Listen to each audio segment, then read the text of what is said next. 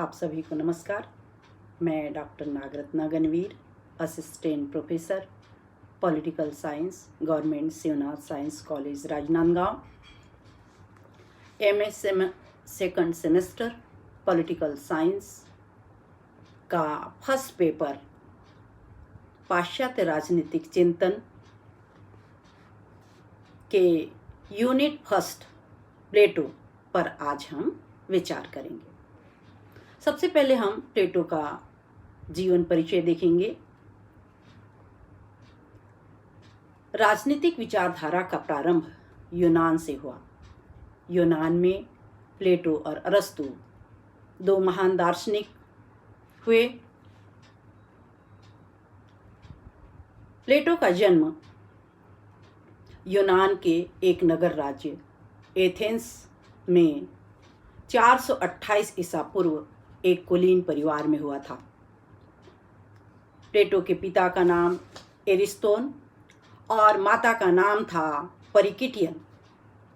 प्लेटो के पिता एथेंस के अंतिम राजा कार्ड्स के वंशज थे और माता सोलन वंश से संबंधित थी। प्लेटो को उच्च कुल, वैभव, अद्वितीय सौंदर्य और प्रखर बुद्धि का सौभाग्य प्राप्त था। उसका पूरा नाम था एरिस्टोक्लीज, परंतु उसके सुडौल और सुंदर चेहरे और चौड़े कंधे को देखकर उसका व्यायाम शिक्षक उसे प्लेटो के नाम से पुकारता था और इसी उपनाम से वह प्रसिद्ध हुआ। प्लेटो की प्रारंभिक शिक्षा होने के बाद वह 20 वर्ष की अवस्था में सुकरात के विद्यालय में भेजा गया।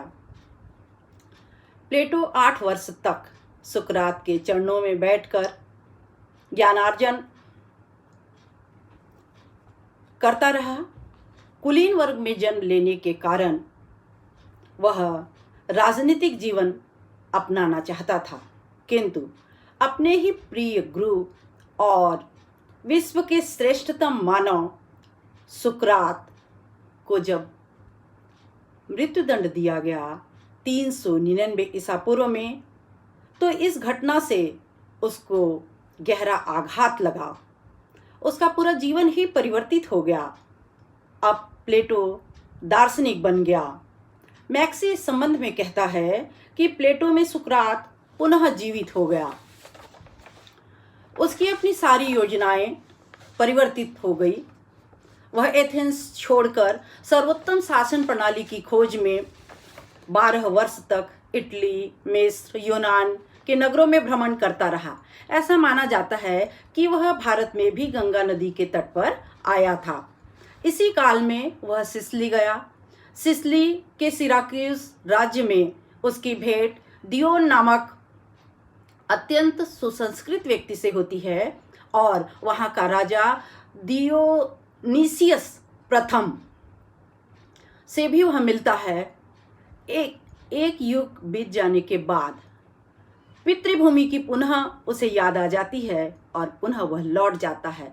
11 वर्षों की विदेश यात्रा के बाद प्लेटो 388 ईसा पूर्व में एथेंस के शिक्षालय में अपने गुरु सुकरात के शिक्षालय में प्रवेश करता है और उसके बाद वह 49 वर्ष तक दार्शनिक और अध्यापक के रूप में वहीं बिताता है।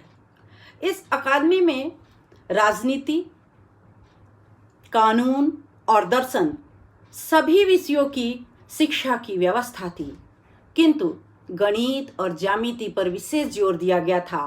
प्लेटो ने अपने प्रवेश द्वार पर ही लिखा था कि गणित और ज्यामिति के ज्ञान के बिना यहाँ प्रवेश पाना का कोई भी अधिकारी नहीं है। प्लेटो पर सुकरात का बहुत अधिक प्रभाव पड़ा था।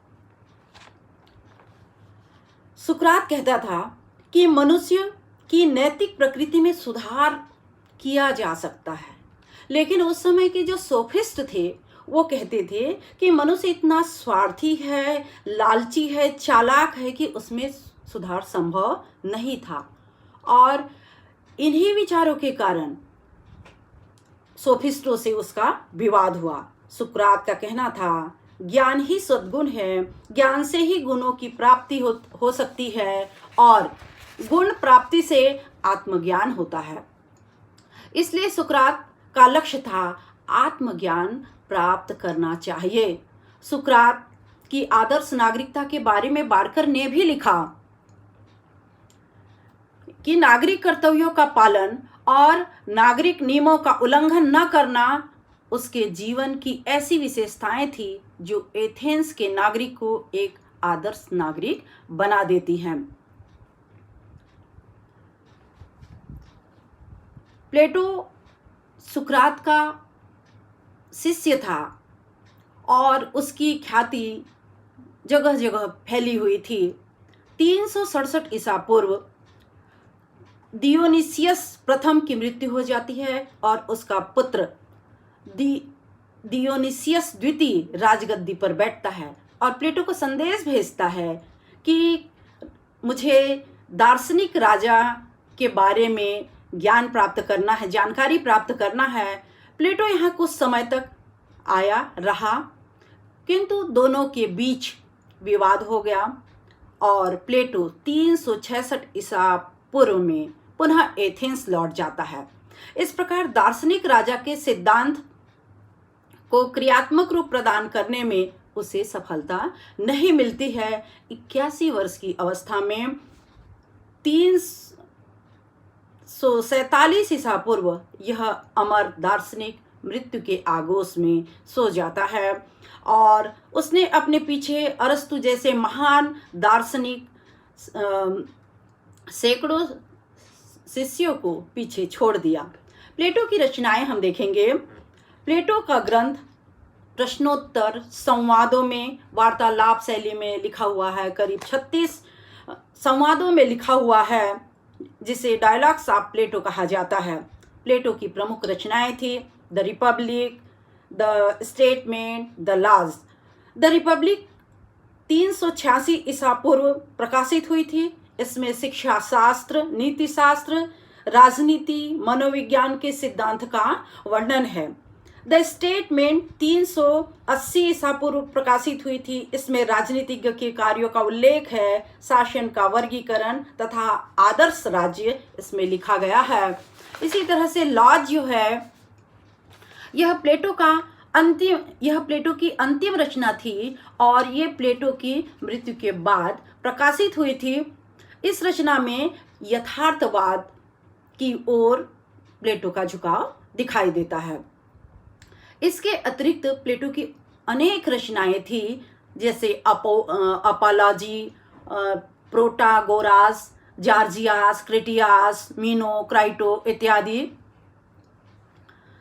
प्लेटो की समस्त रचनाओं में सबसे अधिक महत्वपूर्ण जो ग्रंथ था वह है रिपब्लिक। इसमें समस्त मानव जीवन का चित्रण है। यह राजनीतिक आचरण, अर्थव्यवस्था, मनोविज्ञान, कला, शिक्षा, दर्शन शास्त्र पर लिखा गया सर्वश्रेष्ठ ग्रंथ था। बार्कर कहता है कि यह मानव के संपूर्ण दर्शन की दिशा में एक प्रयास था। प्लेटो एक सर्वश्रेष्ठ कवि है, नाटककार है, साहित्यकार है। अपने गूढ़ गंभीर दार्शनिक विषयों को संवादों के माध्यम से नाटकीय और सजीव रूप में वह रोचक बनाता है। अब हम आते हैं प्लेटो के न्याय सिद्धांत पर। प्लेटो के न्याय सिद्धांत में हम उस समय में जो प्रचलित विचारधाराएं थी न्याय के संबंध में यह देखेंगे, उसका प्लेटो ने किस तरह खंडन किया देखेंगे और फिर प्लेटो के न्याय विषयक विचार देखेंगे। तो रिपब्लिक का सबसे ज्यादा महत्वपूर्ण विषय था न्याय। प्लेटो का समस्त विचार न्याय सिद्धांत के इर्द गिर्द घूमता हुआ दिखाई देता है, न्याय सिद्धांत पर केंद्रित है और इसलिए रिपब्लिक का दूसरा नाम न्यायपरक ग्रंथ भी रखा गया। बार्कर कहता है, चाहे सोफिस्ट वर्ग की धारणाओं का विरोध कर रहा हो या समाज की विद्यमान व्यवस्था में सुधार के लिए प्रयत्नशील हो, न्याय प्लेटो के विचार का एक मूलाधार है। ऐसा होना स्वाभाविक भी है क्योंकि एबेस्टीन ने भी प्लेटो के संबंध में कहा था कि प्लेटो के न्याय संबंधी विवेचन में उसके राजनीतिक दर्शन का पूरा तत्व ही शामिल है। प्लेटो की न्याय धारणा आधुनिक धारणा के बिल्कुल ही विपरीत है, भिन्न है। वर्तमान समय में न्याय शब्द की परिभाषा या न्याय शब्द का प्रयोग न्यायाधीश द्वारा दिए गए जजमेंट से, न्यायाधीश द्वारा दिए गए निर्णय से किया जाता है। लेकिन प्लेटो का न्याय वैधानिक नहीं था, नैतिक था। उसके अनुसार न्याय का अर्थ था मनुष्य को अपने समस्त कर्तव्यों का पालन करना चाहिए, जिससे समाज का हित हो, कल्याण हो। प्लेटो का कहना था समाज अथवा राज्य समाज की आवश्यकता और व्यक्ति की योग्यता को दृष्टि में रखते हुए प्रत्येक व्यक्ति को कुछ कर्तव्य निश्चित करता है और प्रत्येक व्यक्ति द्वारा इन कर्तव्यों का निष्ठापूर्वक पालन करना चाहिए, और यही न्याय है।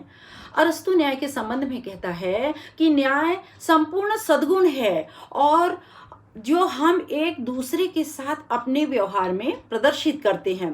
प्लेटो के समय में न्याय की कई त्रुटिपूर्ण परिभाषाएं दी जाती थी या धारणाएं थी, जिसका प्लेटो ने खंडन किया। न्याय की उस समय कई धारणाएं थी, जैसे इसमें फर्स्ट नंबर है परंपरागत धारणा, ट्रेडिशनलिज्म कहा जाता है इसको।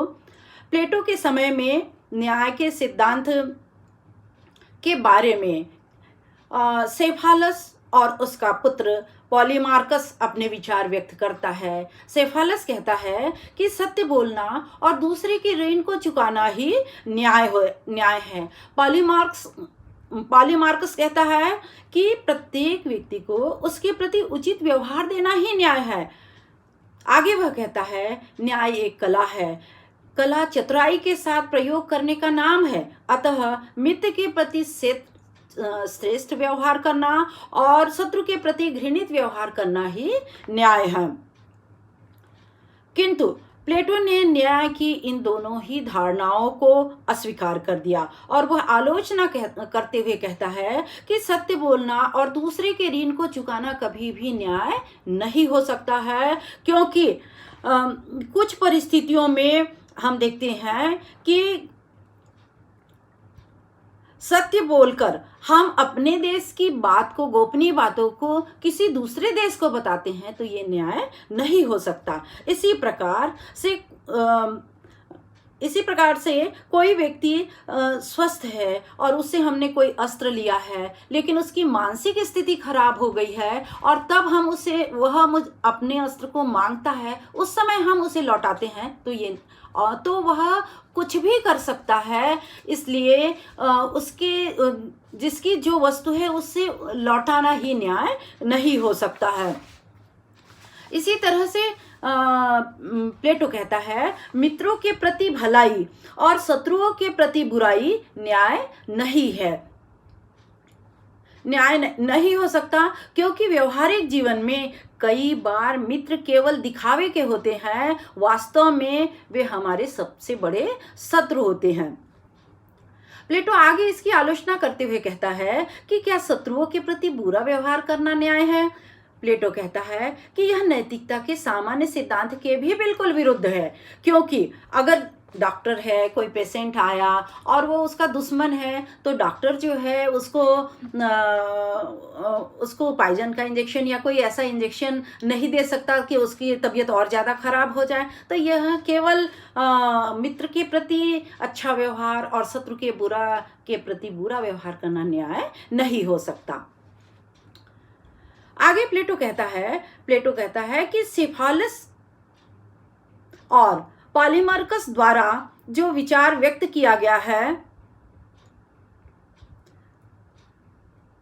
वे नितांत ही व्यक्तिक हैं। यह व्यक्तिक दृष्टिकोण समाज के लिए बिल्कुल ही अहितकर होता है, क्योंकि ऐसा व्यक्ति समाज की हमेशा उपेक्षा करता है, वो केवल अपना हित देखता है, दूसरे का हित नहीं देखता। इस प्रकार प्लेटो ने न्याय के परंपरागत धारणा को स्वीकार नहीं किया है। सेकंड नंबर है, उस समय जो धारणाएं प्रचलित थी, तो सेकंड नंबर है क्रांति का सिद्धांत। इस धारणा का प्रतिपादन सोफिस्ट वर्ग के प्रतिनिधि थ्रेसिमैक्स ने किया था। और थ्रेसिमैक्स कहता है कि शक्ति ही सत्य है, माइट इज राइट। इनके अनुसार शक्तिशाली का हित साधन ही न्याय है, और वो कहता है जिसकी लाठी उसकी भैंस ही न्याय है। इसके दो दृष्टिकोण हैं। प्रथम दृष्टिकोण ये है कि समाज में प्रत्येक व्यक्ति अपने हितों को पूरा करना चाहता है। सोफिस्ट ये कहते हैं, थ्रेसिमैक्स कहता है कि समाज में प्रत्येक व्यक्ति जो है वो अपने हितों को पूरा करना चाहता है, किंतु केवल शक्तिशाली ही उसमें सफल होता है। समाज में सरकार सबसे ज़्यादा शक्तिशाली होती है और इसलिए शासन द्वारा निर्मित कानूनों का पालन करना न्याय है। दूसरी वो धारणा बताता है, दूसरा वो दृष्टिकोण बताता है कि शासक के अतिरिक्त से सभी व्यक्तियों के लिए न्याय का अर्थ दूसरों का हित करना होता है।